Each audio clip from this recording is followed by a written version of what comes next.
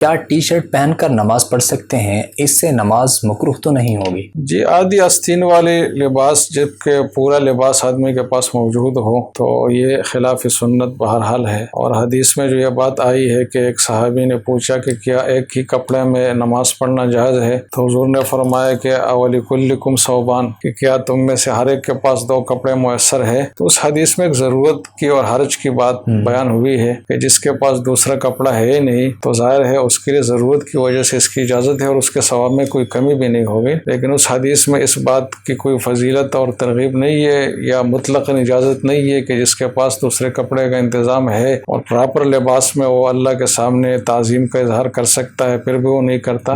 تو اس کی اجازت نہیں ہے۔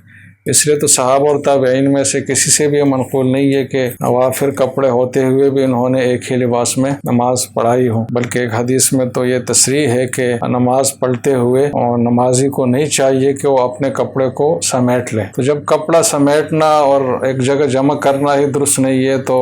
ناقص لباس کہاں سے درست ہوگا؟ تو اس کی اجازت مطلب عام حالت میں اجازت بایمان ہے کہ بہتر اور مناسب نہیں ہے اور اس سے ثواب میں کمی ہوگی۔ البتہ اگر کسی کے پاس دوسرا لباس اس وقت ہے ہی نہیں واقعی، جیسے کوئی حالت سفر میں ہے اور اسی لباس میں ہے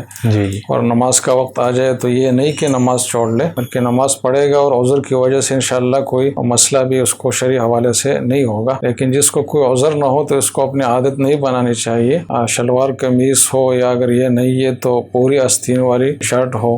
لیکن آدھی آستین والی لباس سے حتی الامکان احتراز ضروری ہے۔